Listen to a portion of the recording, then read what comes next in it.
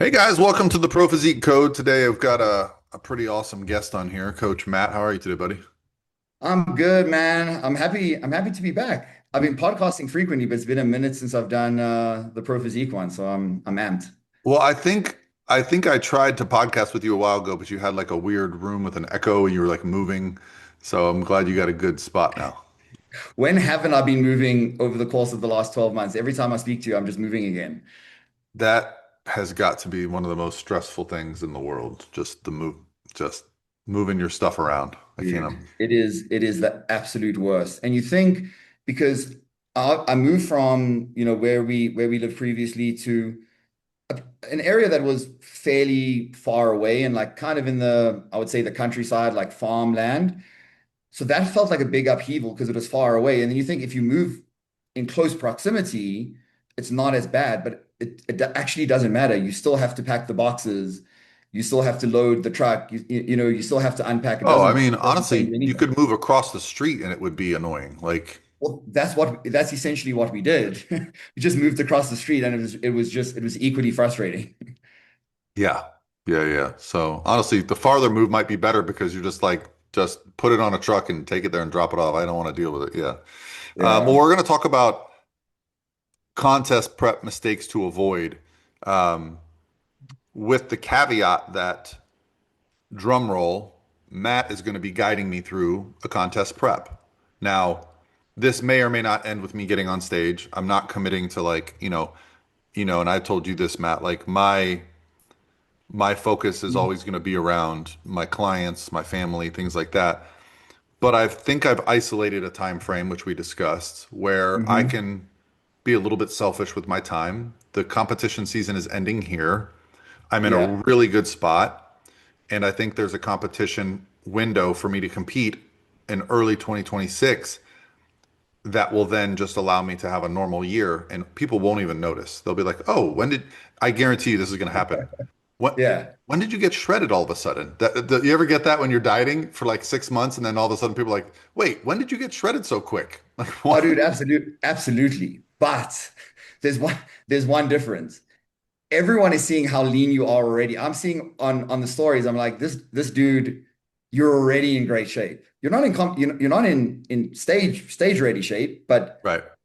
my God, are you at a really, really good starting point? It's It almost actually it it's actually almost very makes it impressive. scarier, Matt, because I've been around this body composition for going on a couple years now, Hmm. and it's so easy to maintain. Dude, I eat fast food, I miss cardio, I travel, I drink some alcohol here and there, and I just never change. And I'm like, man, you know how it is when you push yourself to that elite level of conditioning, it can Hmm. kind of change some things both in your head and in your body.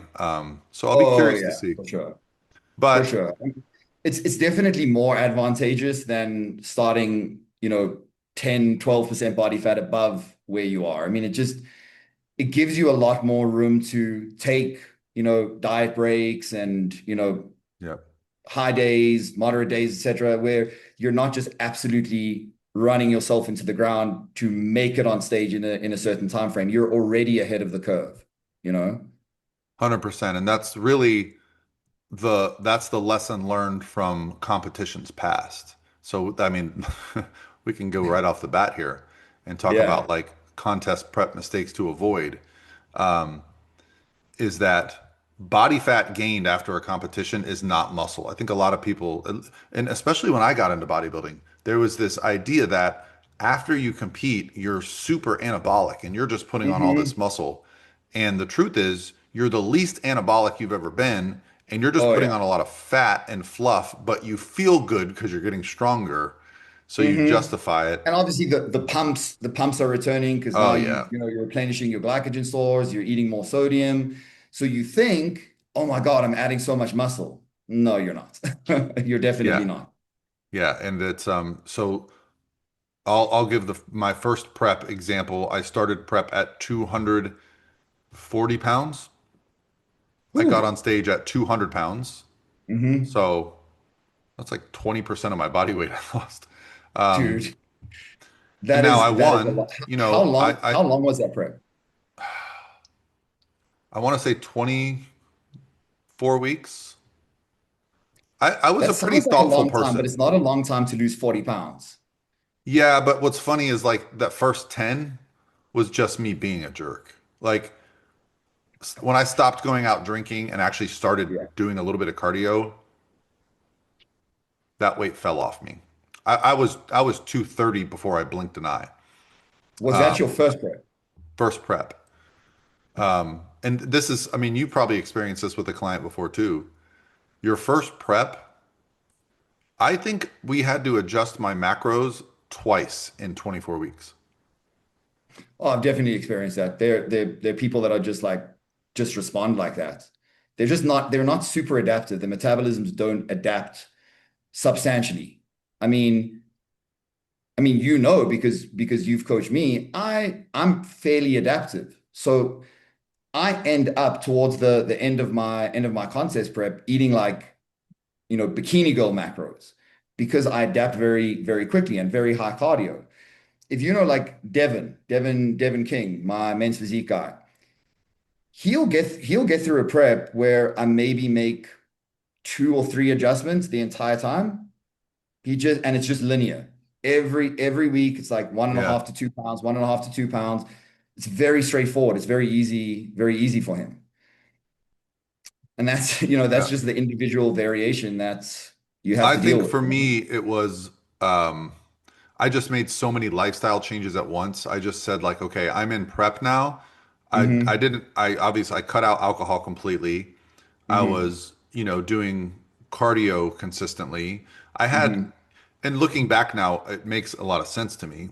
I had my lifestyle had, from growing from an athlete my whole life, had gone to this like, I worked in an office and I was just so sedentary.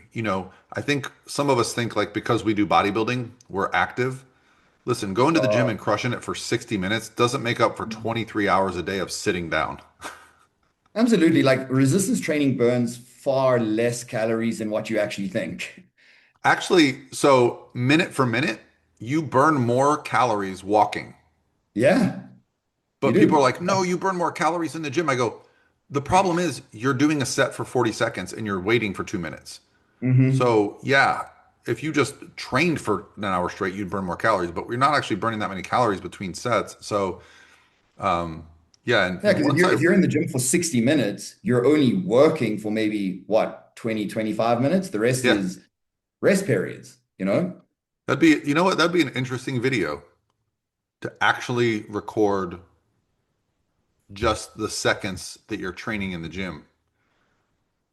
I think It's, I think it would be maybe a quarter, like 25 to 30% of the time that you're actually there, you're yes. training. I would say that's somebody that's really getting after it. I would say Mhm. for the average gym person that I see, if they're in the gym for an hour, they're probably training for 10 minutes.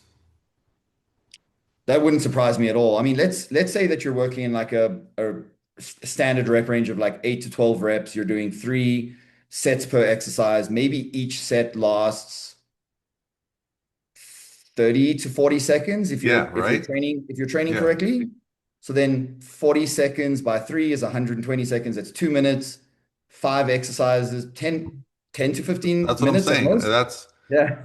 It's not a that's what I'm lot. saying. It's a lot of scrolling on your phone and chatting with people. And I used to be somebody that was like, "Oh, you shouldn't be on your phone." I like to be on my phone because people don't bother me.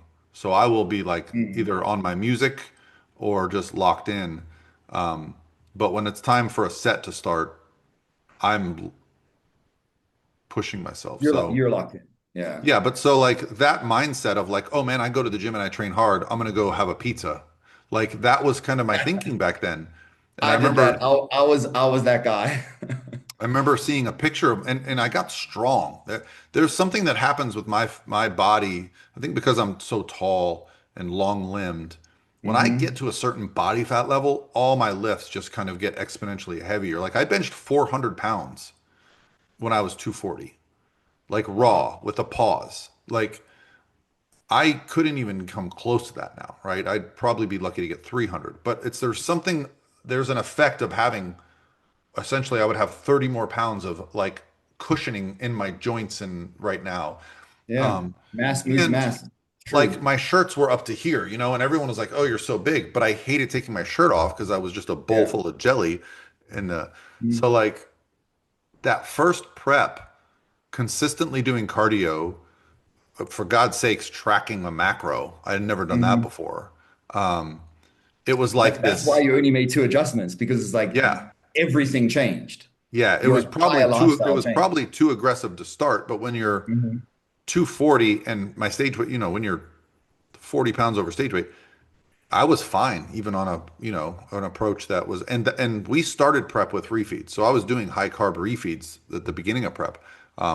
Probably luckily so. And I got very fortunate that my first time competing was with a coach that did macros. It was with Lane.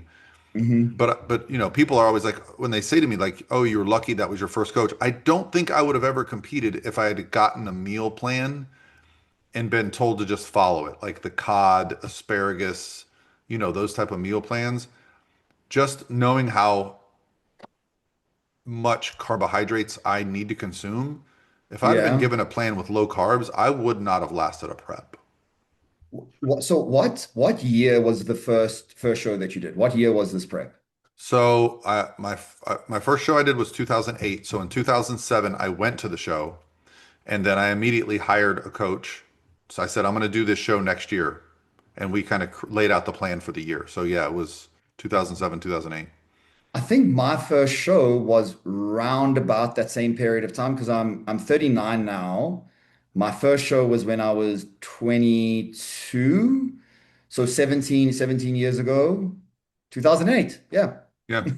That was the first time I competed as well. And I wasn't at that point, I had no idea what tracking your macros was. So I didn't know any better. So I did get a meal plan, but luckily I was working with John Meadows, and he, at the very least, if I was like, hey, listen, this doesn't agree with me, or this, I don't like this, he would be comfortable in me making, or suggesting a swap out or a change, or he would make it for me. So it was a little bit less restrictive than just tilapia and broccoli. But now I look at it and go, oh my God, I could not be following a meal plan for 16, 18, 20 weeks with, no changes on, insides. There's no way I could do that now All because right. you know that So you know that there is an alternative.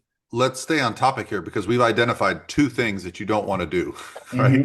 Hmm. One is don't start prep with so much body fat that you spend the first half of prep just starting to even look like you are an athlete. Hmm. Like I think for men, you need to have like an outline of like your shoulders and some abs and a little bit of separation in the lower body before you start a prep. If you've got lower back fat and lower belly fat hanging over your shorts, if Hmm. you got man boobs, spend some time just getting your physique to resemble, a good body fat You percentage can just because see some shape and definition. yeah, A rule of thumb that I will use for my male competitors, regardless of what division they're in, especially if I've worked with them previously, because now you've taken them through a couple of contest preps, you know how they respond, you know what their kind of like comfortable average weekly rate of loss is. And I'll say in your off season, let's not allow you to get to a point where you're more than 12 to 14 weeks away from being stage ready. When we see that you're getting to that point, we run a short, 3 to 4 week mini cut, tidy things up, and then we can move back into your improvement phase. But as soon as you reach that point where I can see you're gonna make it really difficult for yourself to get into stage ready condition, then we just proactively do a mini cut, tidy things up, and then move back into the improvement phase. So you yep. just never allow things to get too out of hand. All right. So mistake one, don't let things get out of hand in the off season. Now, I typically work with primarily females. They are much more conscious of their body composition when they're not in prep, right? Whereas Hmm.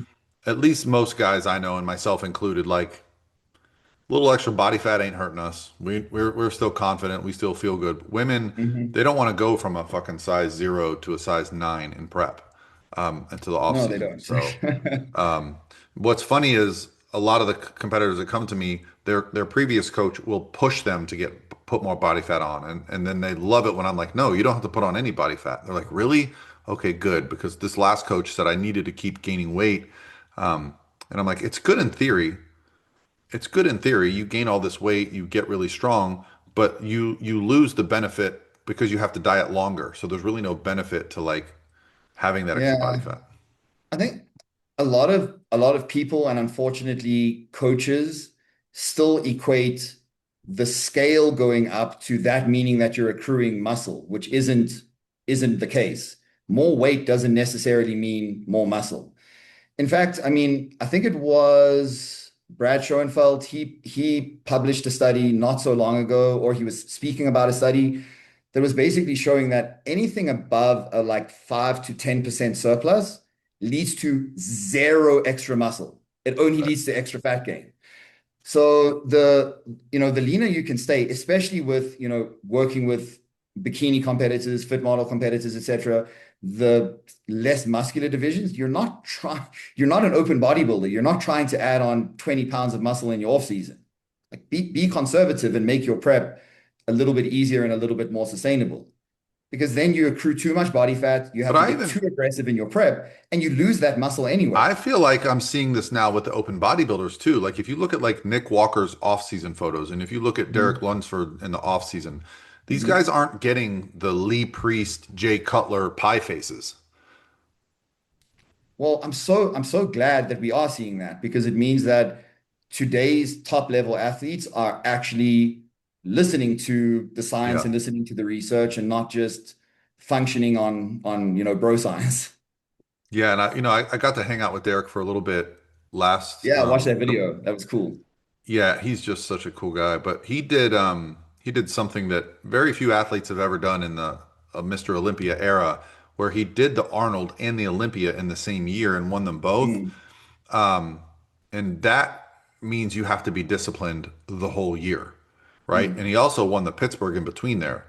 And I forget, I think he won like $1.7 million from three shows or something crazy. Like, so obviously there's a financial reward for him, but just to keep your body within a few weeks of stage lean from, March to May to October, like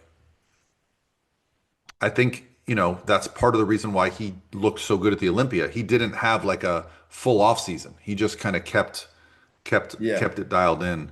John Meadows was big on that. I was pretty good friends with John. He's Mm. greatly missed. He was such a great resource, a He great was, man. I guy. mean, coaching was so different back then. I mean, it was great to work with him, but at the same time, it's not like how it is now because even if we're living in different continents, I can develop a relationship with you because every week you're going to be, checking in. I'm sending you video feedback. We can get on a Zoom call. Communication is very easy. Back then, there was no Zoom, there was no Loom video recordings, there was like email.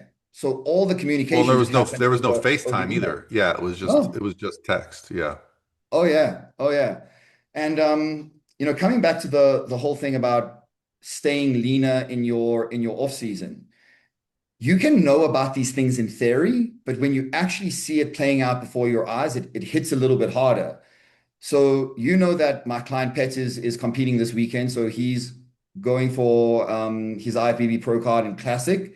He actually won his Pro Card in a different federation at the beginning of the year. So he has been essentially on prep since December last year. So it's almost been 12 months. In that 12 months, he had a 5 month off season, but it wasn't really an off season because, of course, we knew I can't allow you to gain too much body fat. So for 5 months, he was essentially at maintenance calories. He didn't gain a lot of body weight. But if you look at him now versus the show that he did at the beginning of the year, he is he has added on visually noticeable amounts of muscle tissue. But he wasn't in a surplus. He maybe gained 4 or 5 kilos, so 8 to 10 pounds after his show, but he's added muscle. So that just tells you you don't need to be in a crazy surplus. You don't need to be gaining huge amounts of body fat to accrue muscle. You just need to be eliciting the right amount of stimulus when you're training. Yeah. Yeah, well, and to be fair, like knowing that you have a competition in 5 months, your workouts stay high quality, you stay on Hmm. top of your supplements and your recovery. Um, Hmm. Having those tangible goals as a coach is key for. So, like, this is another thing that I'll say for a mistake that most people make. They don't set their next goal before their season is over. Hmm. So like the conversation I'll always have with an athlete now, for example, if I have an athlete going to nationals, before nationals happens, I'll say, here's the two scenarios. We get our pro card, we start planning the pro debut. We don't get our pro Hmm. card, we reverse, and our next opportunity is this show or this show.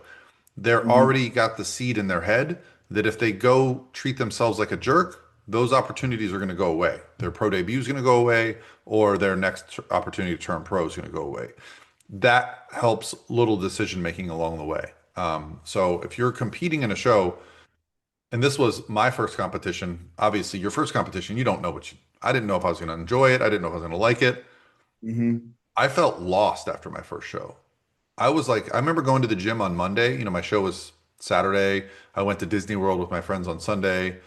And then I remember going to work, going home, driving to the gym, and being like, why am I going to the gym? What's my purpose now? Yeah. What is driving me? Why am I here? Why, you I know? remember very specifically, I went in and did like two exercises, grabbed a basketball, shot a basketball for like 10 minutes and went home. And I was like, it was like, I was like depressed. I was like, what am I doing here? Like, yeah, you took away that like every rep mattered, every set mattered mentality. And all of a sudden it was like, it reminded me of when like my baseball season went in as a baseball player like that. In college, it was a very like the postseason blues. Hmm. And so I don't know. I don't get that anymore because I set the next goal pretty early in my prep. I kind of know, okay, this is what I want to do next. But yeah, it was a very tough feeling. And It is. It's a horrible feeling to feel like you've lost purpose to a certain extent.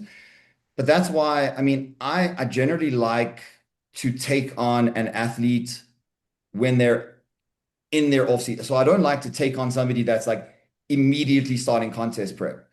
Because if I can take on somebody that's in their off season, maybe they only want to be getting on stage in like, 6 to 12 months time, you can already kind of set the stage of building into their heads and the way that they think about the process that there are different goals that are not necessarily directly linked to body composition or competing.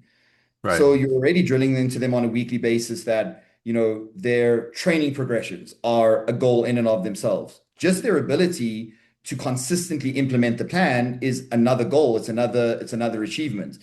So then you have these metrics that are defining their success by more than just getting up on stage. And hopefully by the time they do get off stage, they're excited about getting into their off season so they can improve and they can start seeing PRs in the gym again and so on and so forth. But if the value in the sport is exclusively tied to just being on stage and the outcome from being on stage, then your value for the sport is associated with like 2% of your time doing it. You know what I mean? right. You're spending so much more time in the gym training, in the kitchen, preparing your food, etc., for 10 to 15 minutes on stage. You don't want to link all of the value in the sport to just that moment, you know? Yeah, for me, the stage is actually the least enjoyable part of prep. I don't 100%. I don't love the tanning and the, getting on stage. It's not, I don't dislike it, but for me, I always have a moment in peak week, like a couple days out from the show, where I go, I did it. I made it. Yeah, That to I'm me is the here. moment. I've arrived. That's the moment. It's to the point where like I remember one of my shows, I was so laid back on show day. I was like, oh, I gotta eat. I gotta do, like I almost was just like over it. I didn't care about the stage Yeah. anymore. I was just like, oh yeah, I'm supposed to pump up. Like, because I had already won in my head. I had already Yeah. done the thing. And then I was like, oh yeah, I gotta finish. I gotta actually go do the last little bit here. Um, That last little important bit. Yeah, yeah, I mean, I love the challenge of prep and I love the, just showing yourself over and over again that I can do something really difficult and really challenging and overcome it. And I actually enjoy the brief time that you get to spend on stage. I enjoy posing and standing with the Yeah. other competitors. What I hate is the tanning and the waiting backstage and the, waiting to get on for this, 10 to 15 minutes. I don't enjoy that. The actual being on stage, that's fun, or it's become fun to me over the years. Yeah. And this is part of the reason I really, going to shows for the last decade or more, you learn the shows that really treat the athletes right, good Mhm. venues, good judging, good time management of the athletes backstage, good communication.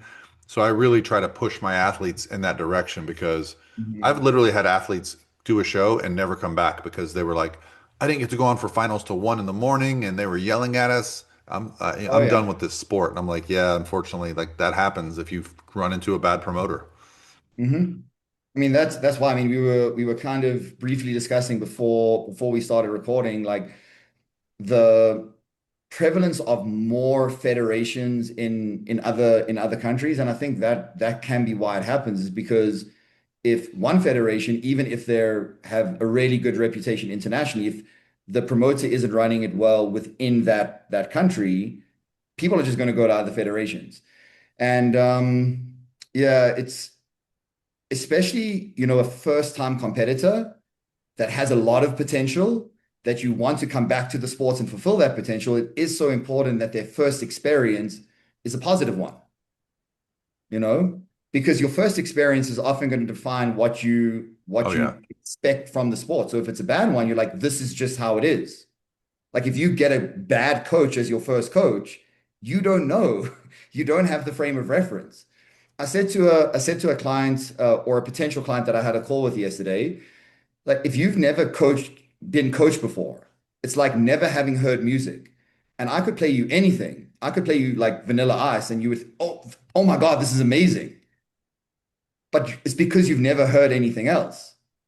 So you sometimes need to have that frame of reference to understand, is this a good coach? Is this a good federation? Is this a good promoter? Because if you have that bad experience, you might not come back, you know? Yep. No, I've had athletes that worked with me as I was their first coach for a long time. And they said, like I just want to go experience something different because I don't know what I don't know if you're a good coach or not. And I'm Hmm. like, well, you're going to find out because Yeah. no coach is at your shows. No coach is sending you a video every week. No coach is replying to your text message and emails in the same breath. So it's, yeah, when you really love what you do, trust me. I always my friend Ryan Doris made a quote years ago, and it always stuck with me. He said, "Don't pretend to be passionate about something because somebody who is truly passionate will come along and make you look like an idiot." Like, Hmm. and it's the truth. Like, because when you're passionate about something, you don't have to try to like care. You don't have to try to put in effort. It's literally just it just oozes from you. The cream will rise to the top, Paul. Like you said, the cream will always rise to the top because All right, this so this we've is a identified a couple key mistakes that competitors need to avoid. We didn't really go down the rabbit hole because, interestingly enough, you said John Meadows actually would give you food swaps. So basically, like if you're like Mhm. John, I'm sick of tuna. Can I have a different kind of fish, or can I have some lean ground beef? He'd be like, cool, Yeah, right? yeah. What's funny is the person that created flexible dieting, the framework of it, Dr. Hmm. Joe Klemczewski, Hmm. that was what it was about. It wasn't about like, oh, hit your macros eating any and all foods. It was Oh yeah. basically a food swap system. And then it Hmm. got turned into a if it fits your macros, then it's healthy. Or if it fits your mac and Yeah. it kind of defeats the purpose of dieting for the purposes of looking your best you can if you're just trying to make excuses to fit in crap food. Yeah, you see a lot of people that they basically take it on as a challenge to see how much crap can I eat and still stay within my macro limitations. And it's like you'll lose weight and you will lose fat, but you're probably going to feel terrible. And at some point, especially if you're in a contest prep and trying to do that, you're eating low quality food, which isn't very satiating and isn't very nutritious. So at some point, you're just going to get so hungry. Your hunger signals are Yeah. going to be so off the chain that it's not going to be sustainable anyway. Um, so that would definitely be a mistake that, macro trackers can tend to fall into. Yeah, I think, and that's where with the advent of social media in the, early 2010s, it got very popular to show like, look, I got shredded and I eat ice cream. And I think, I don't know if anyone will remember this, but Jeff Nippard's YouTube used to be called Ice Cream for PRs. I don't know if anyone remembers that. Oh, Like, I do remember that actually. yeah, Yes, yeah, yeah. So he I do was like, remember. look, you can eat ice cream and still look good. So like Hmm. a lot of influencers at that time were going down that rabbit hole of like, look, I make pancakes every day. Hmm. Um, and it did create a lot of cool opportunities for people that were good with like recipes for creating Hmm. macro friendly versions of food. What I found was the amount of time and effort that I would put into making a macro friendly pizza was not worth the goddamn pizza. I just wanted to eat. Yeah, dude. Or anyone who doesn't know, Fats is my wife, and she's also a coach with the team. And I think in terms of the demographic that she coaches, like which is going to be more lifestyle females that, they're not in competition prep, they just want to, get into better shape. She always expresses to them there's a fine line between having enough flexibility that you don't feel restricted, but trying to have so much flexibility that it's not sustainable because you're prepping six different fancy meals every single day. It's like at some point you just need to go, all right, here are a bunch of options that I enjoy. Let me just stick to those, and It's make it repeatable. you'll know this feeling. There's no better Mhm. feeling than knowing in the fridge right now I've got a couple pounds of lean ground beef, Yeah. a bunch of sweet potatoes. I've got a Hmm. bunch of options, whatever I'm in the mood for, whether it's a fish, a beef, protein powder, that's what I choose for that next meal. But I also don't have this like desire to spend 3 hours to make something look good. I just want something that tastes good and hits my macros and I can move on. Yeah. I think you get over I get to eat different things every single day. You get over it very quickly when you realize how much time investment needs to go into it. Now, even when I'm in my off season or when I'm just, maintaining or whatever the case, I just eat the same stuff. Yeah. Yeah, I eat the same stuff because it's easy. Oh, the other day at like 9 o'clock at night, it was time for my fourth meal, and I was like, you know what? I'm in the mood for an omelet. And I usually have an omelet every day for breakfast with like mushrooms and Hmm. ham and stuff. I was like, I'm gonna have another one. Like so, like I just instead of doing, I just so yeah, you start to, whenever someone says like, well, I don't know, I've never done flexible dieting and prep. I always done a meal plan. I'm like, well, you're gonna be on a meal plan. We are repeat eaters. We eat the same things over Yeah. and over. The idea of being too flexible can be overwhelming for some people. So. I don't see that as much right now in the space. At least bodybuilding ebbs and flows. And I think right now we're in the ebb of like, if you're not eating super clean, you're not really a bodybuilder, which I don't agree with. But the point being is like, you know, when you've been around competing for 20 years now, there are things that come back around that you're like, huh? Like someone the other day was like, hey, have you ever heard of like blood flow restriction training? And I'm like, heard of it. Like Jeremy All the Lenicky. blood type diets. Yeah, like Jeremy Lenicky, the person that made it popular 15 years ago. I pulled up a YouTube video. I was like, here, this is from Mhm. 15 years ago. They were like, oh my God. Like, yeah, it's not new. Yeah. The occlusion training with the where you wrap the Yeah. bands really tight. Yeah. That's what it was. It was all research on occlusion training, which had some application for attenuating muscle loss in patients who were unable to move. Um, and so they extrapolated that, okay, if that works for people that aren't able to move, what if we apply that to bodybuilders? Hmm. Essentially, what it comes down to is like there's no value in it. It's not better, but It's not It just worse. gives you an insane pump afterwards. Right. And potentially, you can shorten your workouts if you want to do a couple occlusion sets at the end of it. I never really particularly loved it. You get some great pumps. It's cool for video. Um, and it has some applications, but yeah, but those kind of things like they become popular, then they go away, then they come back around and And ultimately, you always come back down to the basics. The basics are well, and this always is what where, people come back to. right now we're in the era of now there's a peptide that comes out every single day that this one's for, you know, gut health and this one's for anabolism and this one's for helping you lose lower belly fat. And I'm just like, listen, guys, it's not going to do the work for you. So like before you go down the rabbit hole of trying to do all these variables, spend a few months with yourself, with your diet, with your sleep, with your training. Mhm. The human body is fucking amazing Yeah, when you dude. treat it right. Well, I mean, people are looking at peptides, and obviously they are new and novel and stuff, but they're looking at it as somehow they're applying it differently to any other performance enhancing drug. And it's like, even if you are on the real stuff, it's not going to benefit you if you're not doing the basics right. Right. Like you can take all the peptides you want. If you're sleeping 3 hours a night and eating like trash, you're going to look and feel like trash. Yeah. Rather sleep and recover. I think you don't need to use that stuff. You Yeah. know, it's Yeah.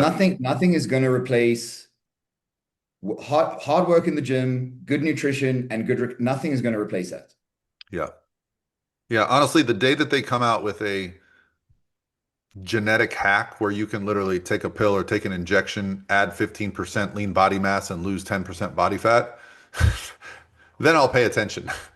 But Oh, for sure. But I mean, then will it even be worth anything 10 years from then? Because I think that the value that people put on a good physique, where you see somebody walking on the beach that's shredded with muscle, and you're like, oh my God, look at that guy.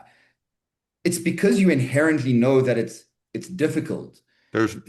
no one can do it for you. Yeah. Like People that understand that person, subconsciously. that That is person, difficult. yes, like there is no cheating a great physique, right? There Hmm. is like even if they're a douchebag, they are still working hard. Oh Um, yeah. there's no cheating a physique. So some people might have different reasons for having a great physique, and some people might have hit the genetic lottery and it's a little bit easier for them.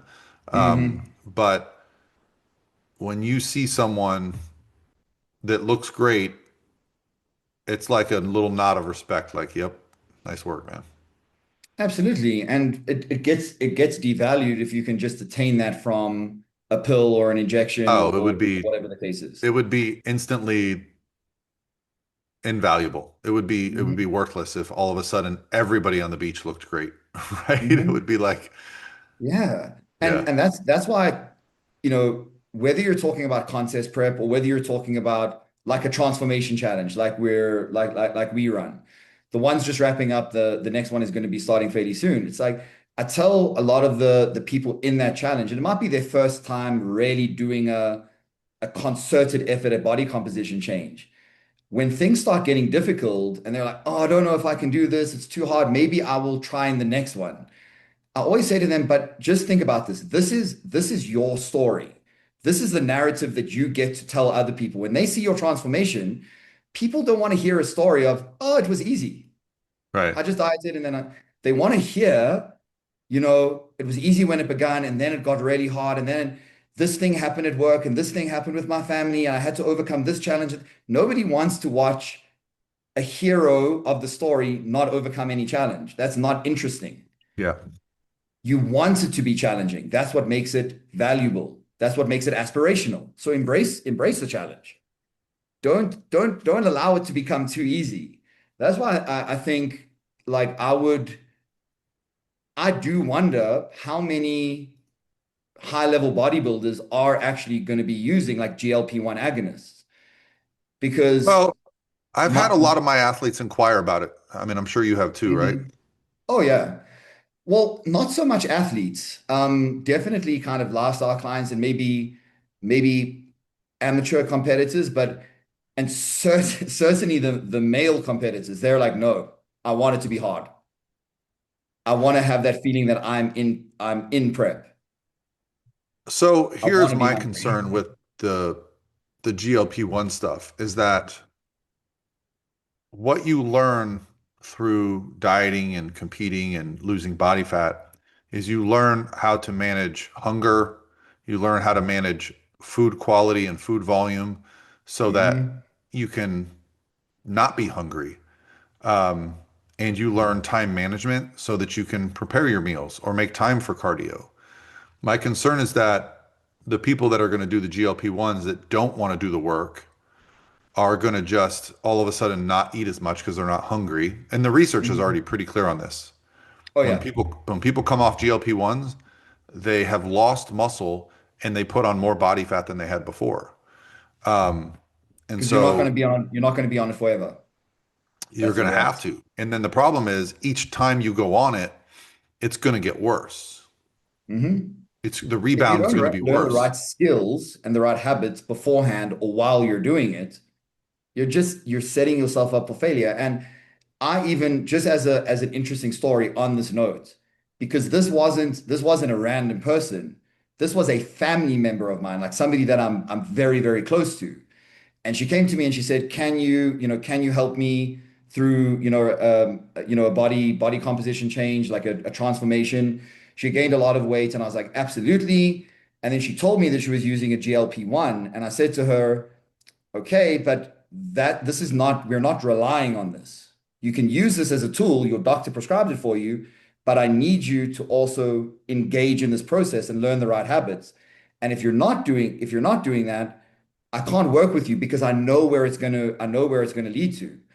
And of Right. course, like, 4 weeks later, it became very patently clear to me, you're not paying any attention to your nutrition. You're just eating nothing because you have no hunger signals. You're not exercising because you're seeing the scale move down, so you think that you don't have to. And 6 months down the road, you're going to be, 20, I don't know, 20, 30, 40 pounds lighter, but have lost a ton of muscle. You're going to come off the GLP-1 and you're going to be back to where you are now plus interest. And the And you're not going to have the accountability, skills. You're not going to have the skills to manage it. You're not going to know what to do when you're hungry, exactly. and you're not going to know that, oh, well, sometimes I can just have a diet soda and go for a walk and my hunger goes away, or I can have Hmm. this type of snack because it's high volume, low calories. That's the scary part is that, and it's the same thing as when I came into coaching, people would do like 500 calorie, you know, rapid fat loss phases. They do it for like a month, Hmm. 500 calories, and they lose like 15 pounds in a month. Great. Hmm. Now you've been eating 500 calories. So the first time you go out to dinner, you're putting Yeah. on 6 pounds of glycogen and water, and you're going to panic. And so it's going to be the same exact scenario.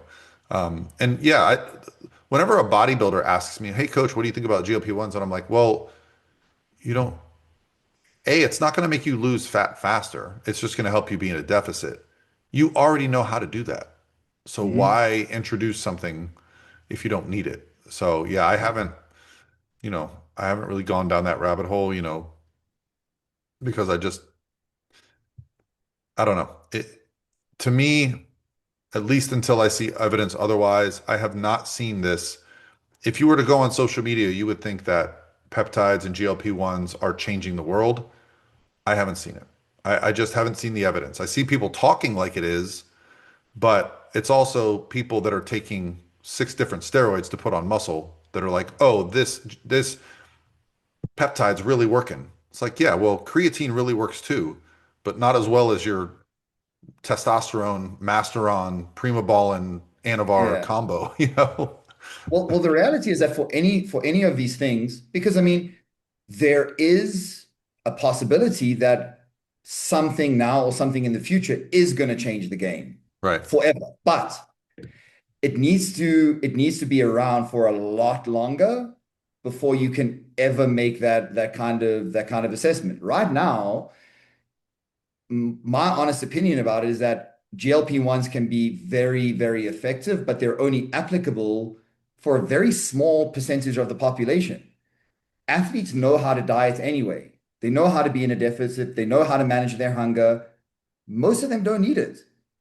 And then if you're talking about just an average gen pop individual, if you haven't learned the right skills, and that is a very, very important term because people don't consider it that, but tracking your macros, being accountable, being consistent, being, training in the correct manner, learning how to manage your hunger, learning that hunger doesn't mean you have to panic. It's okay to be hungry. It's not a disaster. All of those things are skills. And like any other skill, you have to develop them over time. And if you haven't developed those skills, now you're using something that doesn't that require that you don't need to learn those skills in order to get a benefit from it. So if you're looking at the percentage of the population where it's actually going to be applicable and beneficial, it's probably very, very small, to be No, honest. I think it should really be focused on individuals who their weight is a health concern Hmm. where, if they don't get their weight to come down, they're going to either get diabetes or heart disease or be at risk for, physical injury. Like they literally can't go to a gym because they're that big. But the problem is it's being prescribed to the soccer mom that wants to lose 10 pounds. And And also there doesn't seem to be integration between the doctor that's prescribing it and a nutritionist or a coach, or whatever the case is. no, Like, oh my okay, gosh, no, no, no, I'm no. going to prescribe this medication for you as your physician, but here is a referral to a nutritionist or a coach it is mandatory that you work with this individual so they can teach you the habits and the skills to sustain this after you come off the medication. You Yeah. know, it's like doctors, like psychiatrists aren't prescribing antidepressants or anti-anxiety medication without, the disclaimer of, hey, if you ever need to come off of this, speak to me. There's a process of how you wean off it. You don't just come off it. And there's not that process with these peptides. And it's obviously, I don't think it has the same like serious ramifications thereafter, but there are ramifications if you don't learn the right habits to sustain what you've achieved already. So yeah, it's people will always be looking for the quick fix. That's the reality, but nothing is gonna do the work for you. Well, in regards to prep, I think GLP-1s, first of all, they're banned if you're competing in a natural organization. And second of all, I don't think they have a lot of application with bodybuilders. I guess maybe they can help with a little bit of hunger because bodybuilders are going to go to the gym. They are going to hit their protein goals, right? So we're not going to be at risk for losing lean body mass. And maybe to a degree at the end of prep, I could see how they might have a little bit of value if you know how to use them properly. Um, Hmm. but I don't know. For me, maybe I'm considered old school. Like part of contest prep is that suffering, is that understanding that, man, I'm really It is. hungry and I'm really tired and I'm still going to the gym and I'm still prepping my meals. Um, that's, That's why it's that's, valuable. yeah, yeah. And you appreciate that. All right. So we've touched on like, not being too restrictive with the diet. That's a big red flag for a contest prep, right? Not Hmm. ending up with an eating disorder because you only ate the same six foods all prep. Length of prep and kind of rebounding. What are some other like, And also we did touch on being the other side of the coin being too flexible, yeah. just having too much variety. Well, I always talk about contest prep as a funnel. I always say, like, Hmm. when I start a prep, at the beginning of prep, my funnel is big and I'm Hmm. being a little bit more free. I might be like estimating and not weighing things, and I might be eating out a little more frequently. But as I get closer to stage weight and I get closer to the show, my focus gets so narrow that yeah, I probably end up only eating the same four or five meals on repeat for weeks, and Hmm. my schedule becomes so dialed in. Like I become very detail oriented. The house has to be clean. Like I get very anal about my schedule, about my day. Yeah. But it doesn't start there. I don't start off a complete like lunatic, but by the end, I try to control so many variables. I don't know if that's correlated with low body fat, if it's my competitive nature that like I can handle losing, but I don't want to lose and be like, if I'd have just done this a little better. Yeah, I mean, I think as time goes along in a contest prep, you can recognize those points where, all right, I need to step it up to the next level in order to continue progressing. You know, I think you recognize when that happens.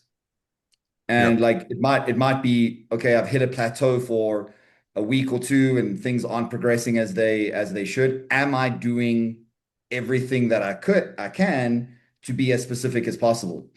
So invariably you're gonna elevate your efforts over time. And I think also if you're managing meal prep, resistance training, cardio, expenditure outside of cardio, job, family, you have to be really pedantic with your schedule, or you're just something's gonna slip, you know? Yep. Yep. Yeah. So I always say like the most valuable thing I gained from doing a bodybuilding show was time management. I really learned Hmm. to prioritize the things that mattered and um, just schedule everything. Because I think when we think in terms of like having a calendar with everything scheduled, it feels like it's a prison, but it was very freeing. It was like, oh, I feel more relaxed when I have a more defined schedule versus just like going through the day going like, what am I doing now? It just feels very different. Dude, that's feedback that I hear from so many people. It's like I thought that being so detail oriented and scheduling things would feel restrictive, but that is your freedom. That is your freedom Yeah. because if you know what you need to do when you need to do it, there's no lag time, there's no empty spaces. So when Yep. you actually do have time, you can do what you want with it. You don't end up going, oh shit, I forgot to do this or I forgot to do that. Your free time is actually your free time. Yeah. And it feels free because you're not like, wait, did I forget to do something? Or what do I have Exactly. to do? Yeah, coming up. So, Exactly. I all think right. Well, if let's, if if if I can raise another one, which was a big one for me, not for myself, but just with a number of clients this competitive season, is understanding that there are appropriate times and there are inappropriate times to be in a contest prep. And thinking that you can just suffer through it, even when you're going through like substantial life changes, like a breakup or moving across the world to a different country or a change in jobs or whatever the case is, whether it be positive or negative, something which is innately stressful and is going to disrupt your schedule and disrupt your sleep and disrupt your recovery. Don't think you can just suffer through it. Yeah, yes, there is a component of suffering to a contest prep, but you want to eliminate that as much as possible. Why why would you be willing to bring a lesser package to stage when you could just wait a little bit for life to settle down and be in prep at a time that's a little bit more conducive to it, you know? You don't want to feel like from day one like your life is in disarray. And I've had people this year that have wanted to prep when they're like changing jobs. They're just about to start a new job, or they've just started a new relationship, or they've just gotten out of a relationship, or they're moving to a different country. And it invariably never really ends well because their life is just too disrupted to have that routine and have that schedule, which you yeah. need in a prep, you The other know? big one is a wedding. So I kind of have a Oh rule, yeah. no prep if you have a wedding, if you're moving or if you're Yeah. changing jobs. Um, Yeah. those are, yeah. And again, I think because you've done it before, right? You've coached an athlete who's like, coach, I'm going through a divorce and I'm moving and I'm changing cities, but I want to prep. And it's almost like they want to prove to themselves that it's not going to affect them. Yeah. And it's Yeah. like, I get it. You're trying to be like, listen, I'm going to distract myself with this thing that I can focus Mhm. on.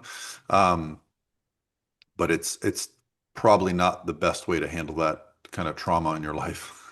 Yeah, I mean, at the end of the day, your physiological response to stress is what it is, and you can try and push through fatigue and push through stress as much as you want, and maybe you'll get there. Yeah, But what I'll guarantee you is that you will not be at your best.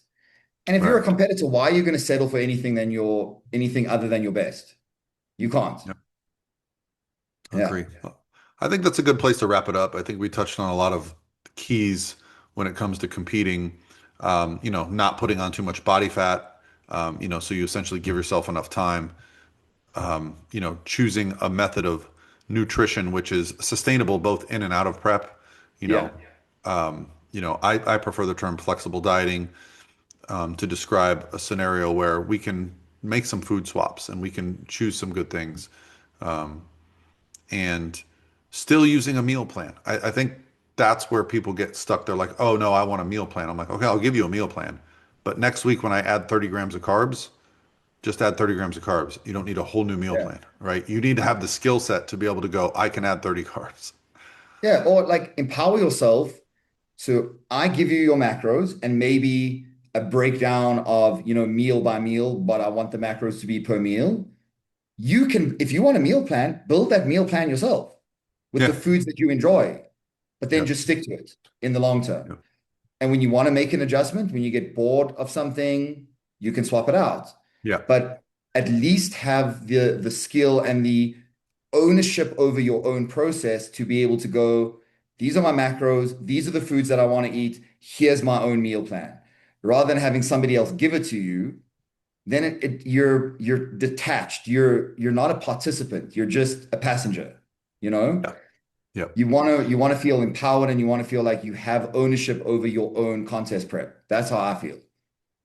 Well, we'll wrap it up here, and I think we'll do some follow-up podcasts on this topic. We're going to be doing some YouTube content. If you guys are following my YouTube page, um, Matt's going to be guiding me through this next phase of dieting to, at minimum, a high-level photo shoot. I want to get some 50-year-old shredded pictures, but I still have that bug in my head that I want to get on Mhm. stage. So, and if you're not following, Matt also has some great podcasts, great YouTube content. I'll link all that below in the description. Um, yeah, we'll do a follow up soon. Yeah, man, I would actually love to do part two almost of the same conversations. There's so many mistakes that we can cover. I don't think one podcast will Yeah, for do it. sure, for sure. And we We'll can definitely probably be doing talk a lot more about of these. the next update. We'll talk about some of the actual mechanics, nutrition, cardio, Beautiful. training. I just got a DEXA scan done. I've just scheduled some blood work. So like I'm documenting some things as well, which Bro, you're already showing up the 20-year-olds, man. You're like not even in your fat loss phase yet, and you're like 10% body fat. I gotta be honest, I did not realize how motivating getting a DEXA scan was going to be. Hmm. So I got the DEXA scan. I've scheduled my next one. I feel like I'm competing against that mother. Hmm. I Dude, want to data have less fat, more data lean is body mass. empowering. It's so empowering.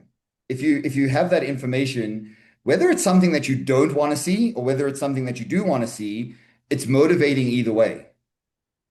I almost wonder if like I bought my own DEXA machine and Hmm. DEXA'd people and did a challenge and said like, listen, it's it's like $100 for the DEXA, but it's a winner take all. Everyone that signs up, whoever Ooh. has the best, you know, improvement over like 90 days. How cool would that be? Because it's Well, why impartial. don't It's a you? Because I freaking mean, DEXA.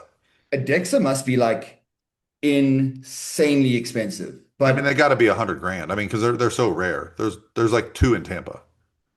easily. But why don't you look at getting something like an in-body? Because I've Oh read yeah, some pretty compelling the gym up studies the that street. The gym up the street has one of those. The thing about the DEXA is it measures things like bone density.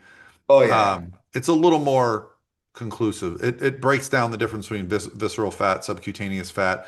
It compares muscle density from limb to limb. So it's yeah. I think it gives you people more it for has sure. its detractors, but for me, it's like that's the data that's valuable. If I just grab a machine and it tells me I'm 9% body fat, I don't give a shit about that. Hmm. No, listen, people can say what they want about it. DEXA is still the gold standard. Is it 100% accurate? No, nothing is 100% accurate, but it's going to be as accurate as you can get, and I it is don't, going to yeah, be I would have to consistent. It's going see to be very consistent over time. the people that complain that it's not accurate.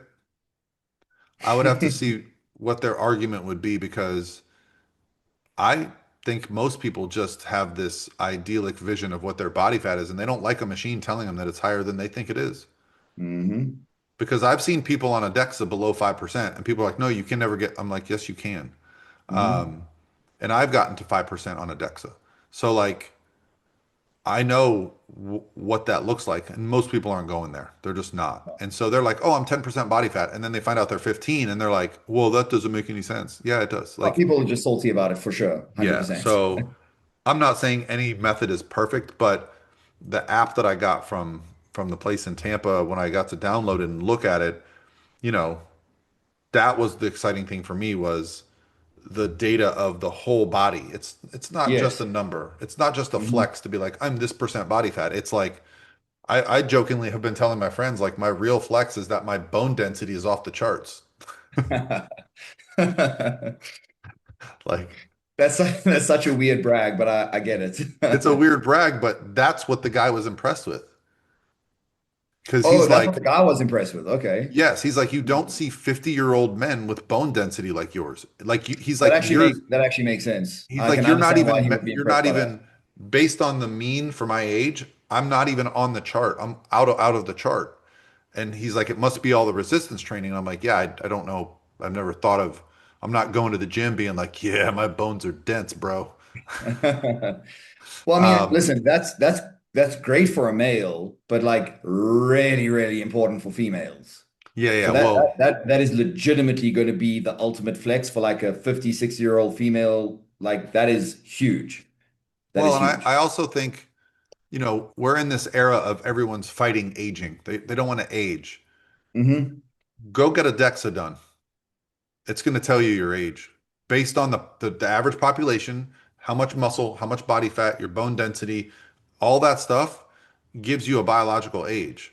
Um, And when you've seen that information once, it's so hard to ignore it because now you know.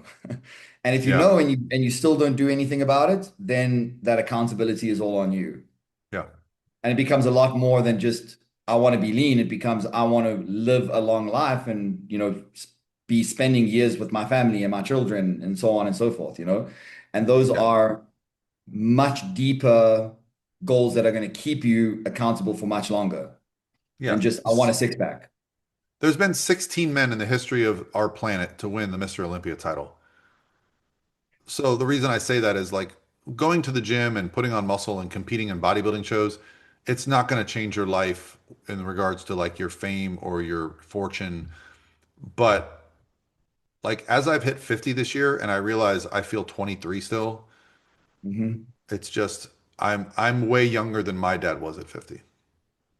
Oh yeah. In terms of like the lifestyle I lead and how I feel and how I look.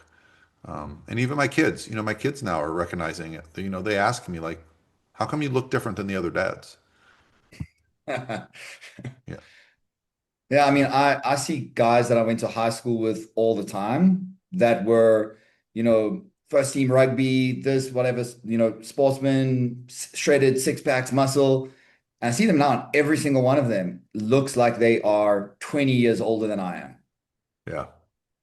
And it's not that complicated. I've just stayed active and I'm reasonably invested in my nutrition. That doesn't mean that I'm dieting all the time, but I just don't eat like an asshole. You know what I Yeah, you're mean? consistent. Yeah. Yeah, you're just somewhat responsible.